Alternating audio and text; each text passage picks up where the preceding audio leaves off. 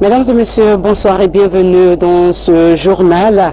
L'honorable Claude Kory Kondiano, président de l'Assemblée nationale, les centrales syndicales, le patronat et le gouvernement ont signé ce soir un protocole d'accord. Ce protocole d'accord suspend la grève générale qui a paralysé les activités socio-économiques du pays depuis le 15 février. Les différentes parties s'engagent à poursuivre le dialogue pour une sortie de crise. Nous y reviendrons. L'actualité toujours, c'est la suspension de la grève générale annoncée par l'intercentrale syndicale. Les leaders syndicaux ont fait un compte-rendu de l'évolution des négociations entreprises par l'Assemblée nationale. Au finish, 12 revendications sur 13 ont été obtenues par les syndicalistes. Tcherno Ousmane Diallo était à la bourse de travail. Son reportage rendu par Fatimatou Diallo. Nous demandons très respectueusement, momentanément, de suspendre la grève.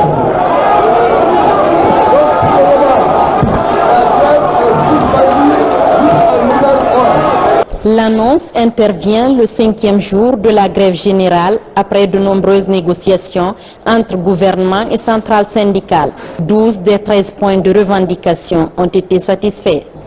Qu'en ce qui concerne la grille salariale des fonctionnaires, nous avons obtenu du gouvernement la version de la grille indiciaire numéro 2. Cette grille indiciaire numéro 2 va permettre aux fonctionnaires de ne plus stagner sur place. Tu n'auras plus le temps de passer à la fonction publique pour donner de l'argent pour avancer. Maintenant, l'avancement se fera au mérite et par rapport à l'ancienneté dans ton échelon. En ce qui concerne le régime des pensions de retraite, toutes les pensions qu'on appelle pension minimum vitale, nos papas, nos mamans qui avaient 40 000 francs par mois, 150 000 francs par mois, nous nous sommes battus. On a demandé à l'État d'appliquer sa propre loi, à savoir que tous doivent être payés maintenant mensuellement à 440 000 francs. Dans le protocole d'accord, les statuts particuliers de l'éducation et de la santé sont pris en compte. L'Assemblée nationale s'engage à voter une loi sur la régulation du loyer en Guinée. La suppression de tous les barrages non conventionnels est acquis. La création de l'Institut national, l'assurance maladie obligatoire et l'opérationnalisation de la Caisse nationale de prévoyance sociale vont être accélérées. Dans le secteur privé, c'est la voie ouverte aux signatures des conventions collectives. Un délai d'1 mois est donné aux employeurs et les employés à la Caisse nationale de sécurité sociale. Sur la question du carburant, le prix va rester intact. On a fait une téléconférence avec le Fonds monétaire international. À l'issue de ce constat, nous nous sommes accordés avec les partis et avec la garantie de l'Assemblée nationale qui vote les lois en avril, avec la garantie dont je vous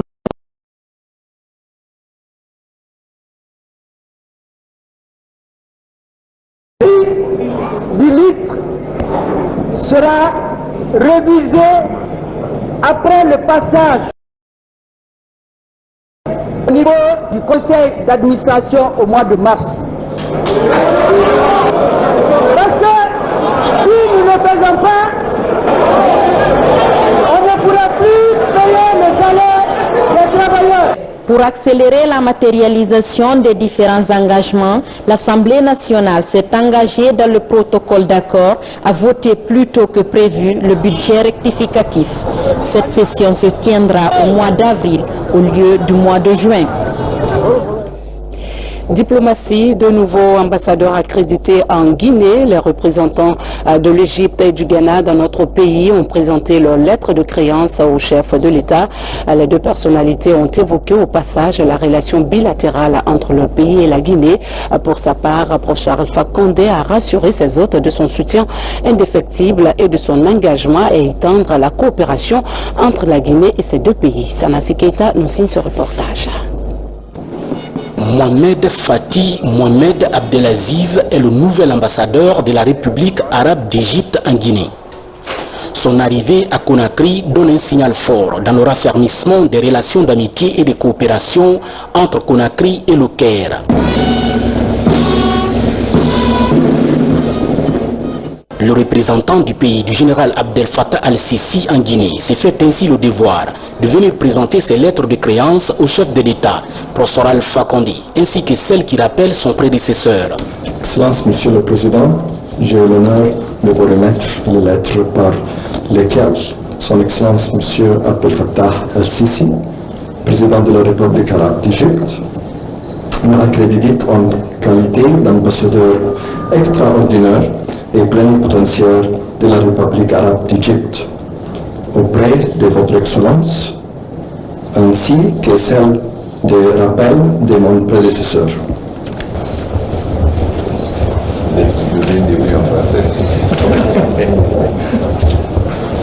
Le nouveau diplomate d'Égypte en Guinée a dit toute sa satisfaction au professeur Alpha Condé d'être aujourd'hui le représentant de son pays auprès du gouvernement guinéen. Mohamed Fati Mohamed Abdelaziz a dans la même dynamique rassuré de sa volonté au président Alpha Condé de porter haut et fort l'étendard des relations d'amitié et de coopération entre les peuples guinéens et égyptiens. Ghana-Guinée, deux pays qui entretiennent depuis des lustres d'excellentes relations d'amitié et de coopération. Aujourd'hui, Conakry et Accra comptent maintenir et entretenir ces liens étroits. D'où l'arrivée de ce nouvel ambassadeur extraordinaire et plénipotentiaire de la République du Ghana en Guinée. Une occasion pour Akwesi Azieman Aziar de venir présenter ses lettres de créance au président de la République. Lettres qu'il accrédite auprès du gouvernement guinéen comme représentant de la République du Ghana. Excellency, it is my honor to present to you letters by which your brother and colleague, His Excellency John Dramani Mahama, has accredited me as the ambassador, extraordinary and plenipotentiary to the Republic of Guinea. I have at the same time the letters of recall of my predecessor.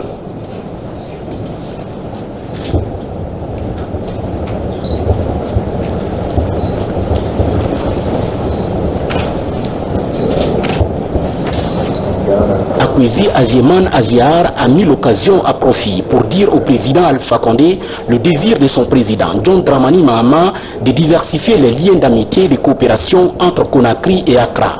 L'électricité, l'agriculture et la formation sont entre autres points évoqués au cours de cet entretien entre le chef de l'État et le diplomate ghanéen en Guinée. Le tout dans le souci de redynamiser l'axe Conakry-Accra. Autre sujet, les 7 soldats guinéens, dont une femme tombée sur le champ d'honneur à Kidal, ont été décorés à titre posthume par le Mali, la Guinée et les Nations Unies. La croix de la valeur du Mali, la médaille militaire en or de la Guinée et une distinction du système des Nations Unies leur ont été décernées par les autorités des deux pays. Adjudant Sekou Kamano est notre correspondant de la presse militaire. Ils étaient partis combattre pour le retour de la paix au nord Mali. Ils reviennent à martyrs dans leur pays. Les 7 casques bleus du bataillon Gangan tombés à Kidal ont regagné ce vendredi leur dernière demeure au cimetière de Cameroun. Peu avant, ces illustres disparus ont été décorés à titre posthume de la croix de la valeur militaire de l'armée malienne. Au nom du président de la République du Mali, et en considération de vos mérites personnels, nous vous conférons la croix de la valeur militaire à titre posthume et étranger.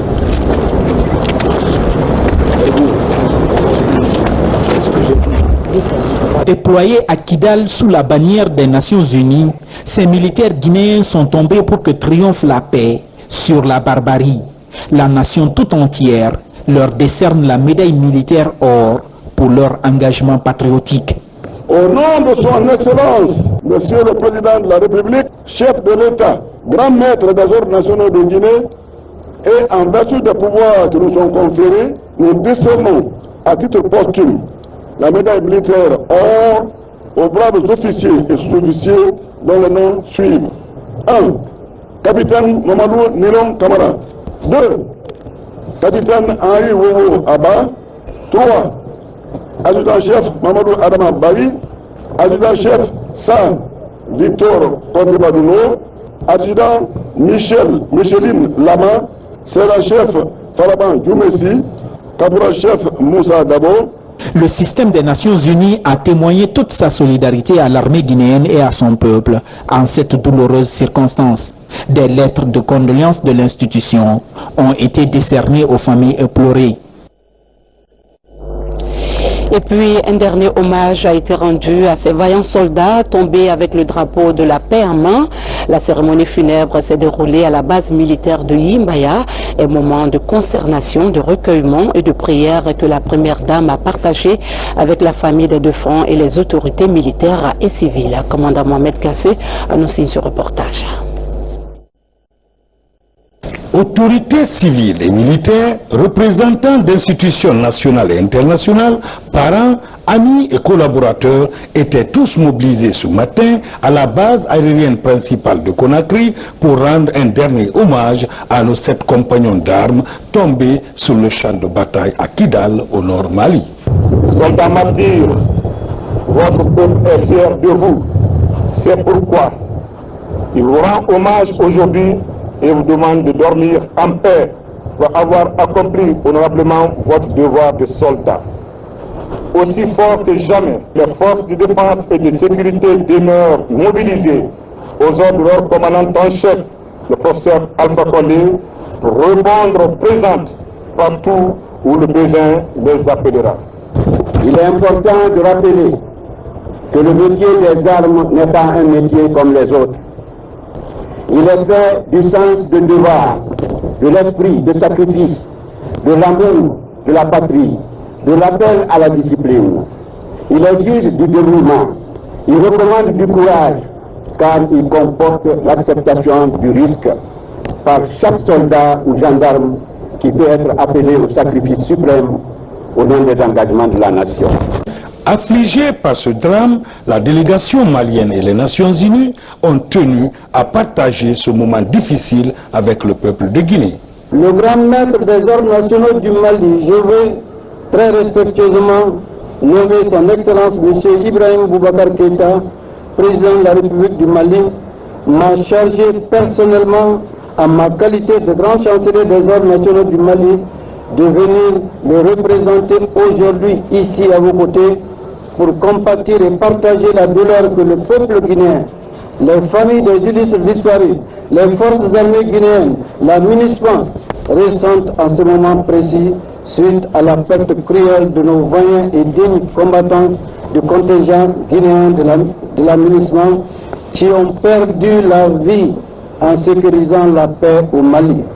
Il est de notre devoir de nous assurer que leur sacrifice ne soit pas vain et de poursuivre cet idéal universel.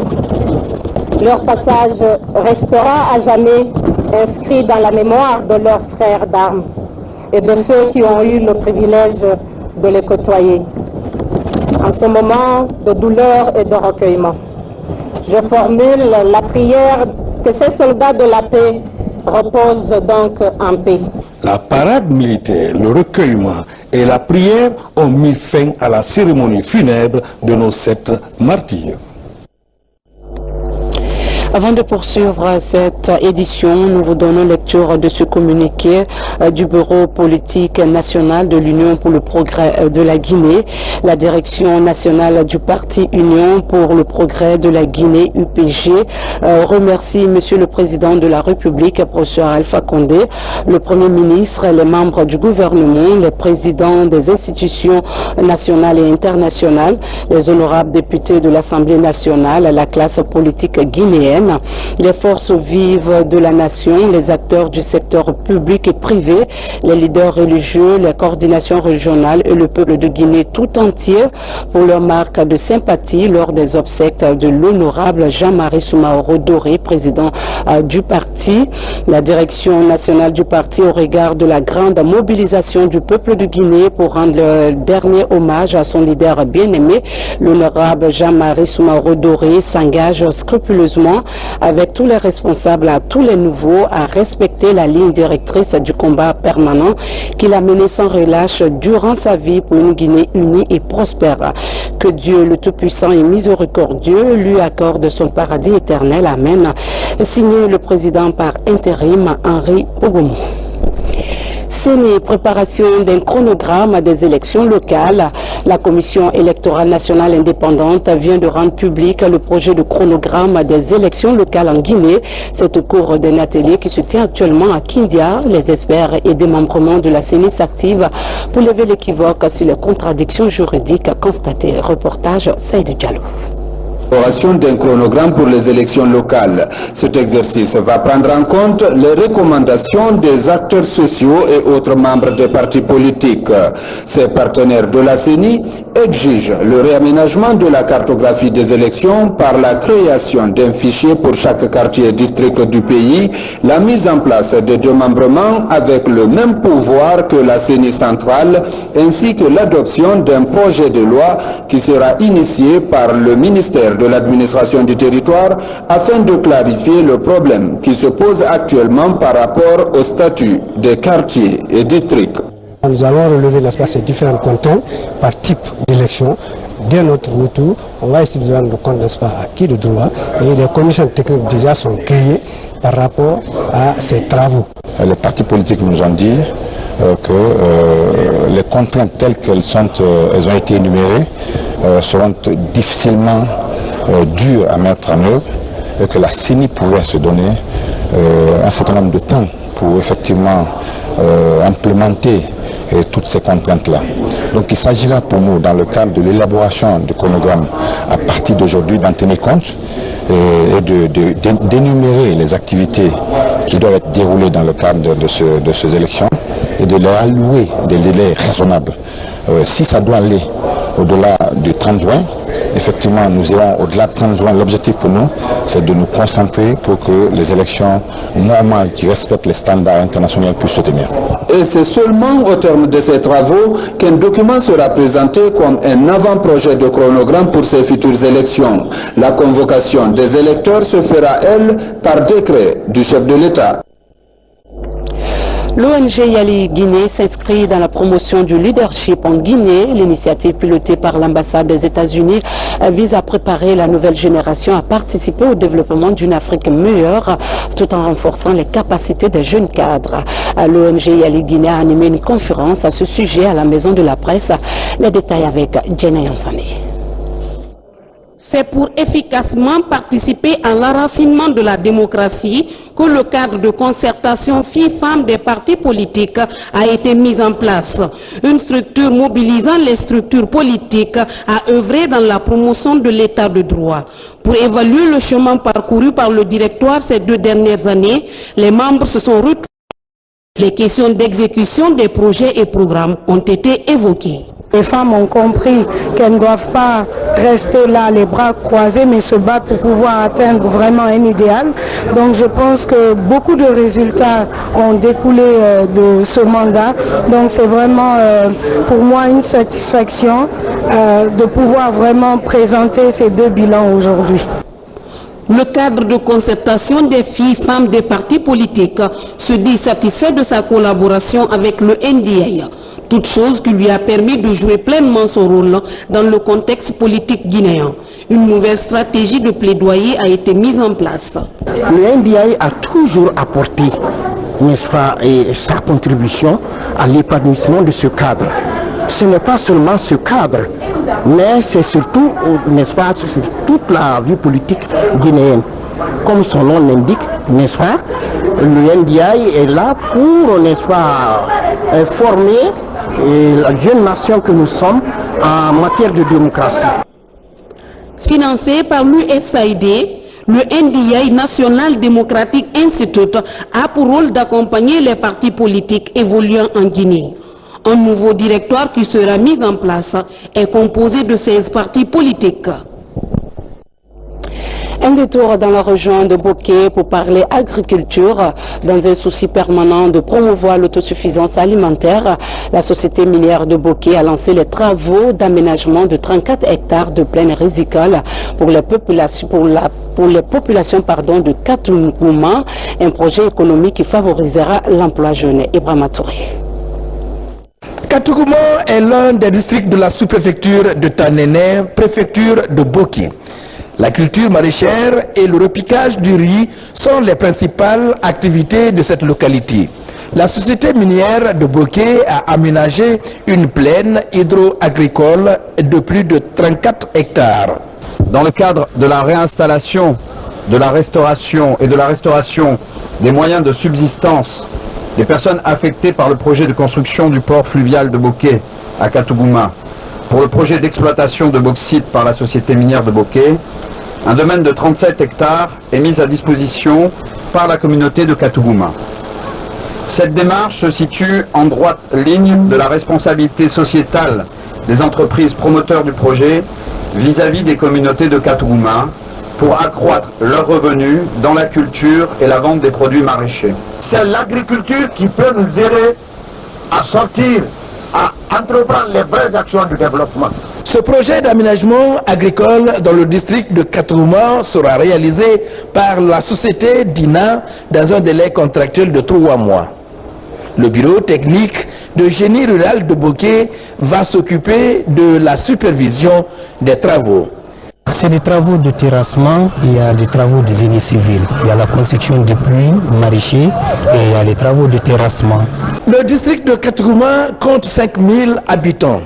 L'agriculture et la pêche sont les principales activités pratiquées par les populations. Le projet d'aménagement des 34 hectares permettra aux populations d'augmenter leurs revenus. Passons à un autre concept de développement de l'Afrique qui a besoin d'une population forte, compétitive et cultivée pour gagner ce pari indispensable au développement économique et social sur le continent.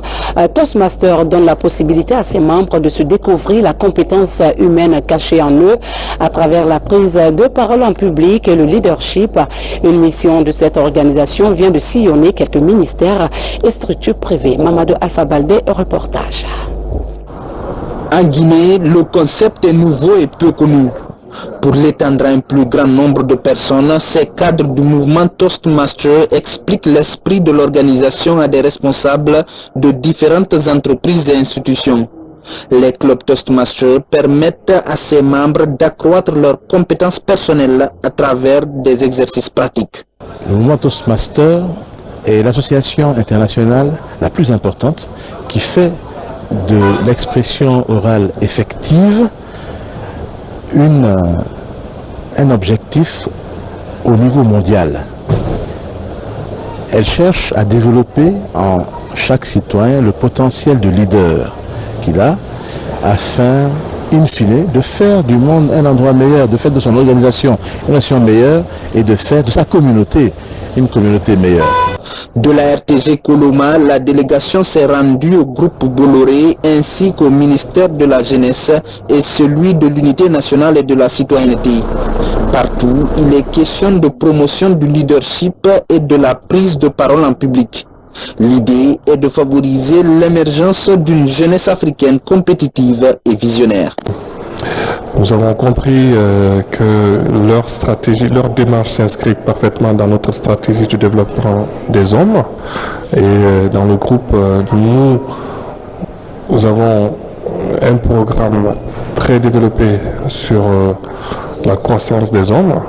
Et donc, nous allons présenter le club à notre direction et puis voir quels sont les moyens que nous pouvons mettre en place afin que notre personnel existant ou bien le personnel à venir, comment ils peuvent adhérer au club et que ce soit bénéfique pour eux dans le cadre de leur travail. Nous avons besoin de jeunes bien formés, des jeunes capables de s'engager pour eux-mêmes et pour leur pays. Et il y a un trait assez important qui a été mis, et l'accent a été mis sur le développement humain. Et c'est ce qui est important aujourd'hui, d'avoir des jeunes qui se battent pour eux-mêmes, qui comprennent que la Guinée fait partie de ce grand continent et de l'humanité où les gens ont besoin de s'affirmer et de s'engager. Donc qu'on ait la possibilité que des jeunes Guinéens s'engagent à bien communiquer, à être des leaders, on a besoin d'avoir une masse critique de jeunes qui s'engagent dans cette dynamique. Créé aux États-Unis, le mouvement Toastmaster est représenté dans 125 pays. Il compte 15 000 clubs et revendique plus de 400 000 membres. Avant de clôturer ce journal, le ministre de la Culture au chevet des artistes malades, Chaka Bari, était porteur de messages de réconfort et de reconnaissance du gouvernement à l'endroit de ces icônes qui ont porté haut la culture guinéenne à travers la musique. Djene Yansane, Ousmane Ba, reportage. Chaka Bari et sa suite ont entamé ce périple par le centre médical sino-guinéen. Ici, est admis depuis un mois.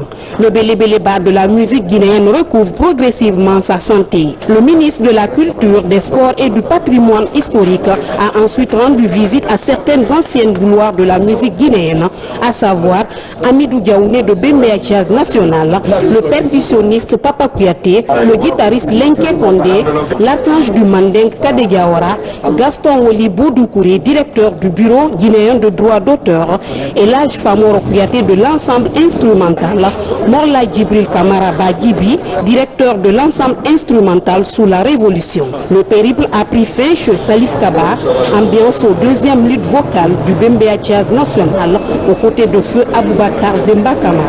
Chaka Bari est porteur de messages de reconnaissance et de réconfort du gouvernement guinéen à chaque artiste. Des hommes qui se sont investis, corps et âme, dans surtout la préservation du patrimoine culturel guinéen. Au jour d'aujourd'hui, ces hommes sont avec nous.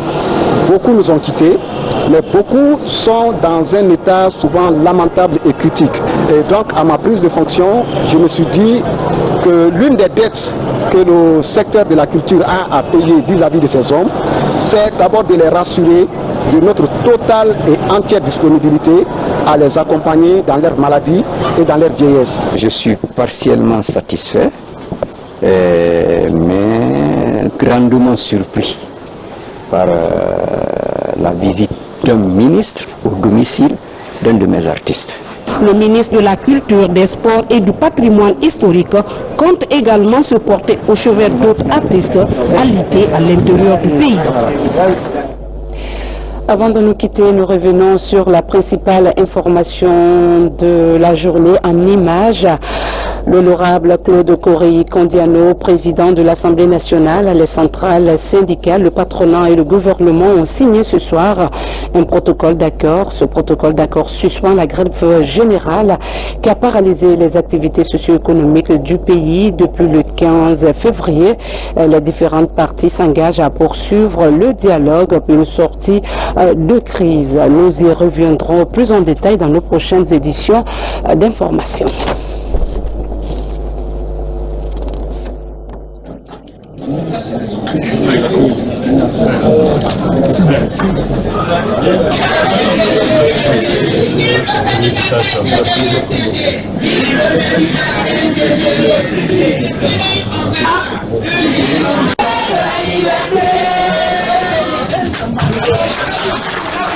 Voilà, ces images mettent fin à cette édition. Merci de l'avoir suivi. Excellent suivi de programme en notre compagnie et surtout, restez avec nous. Bonsoir.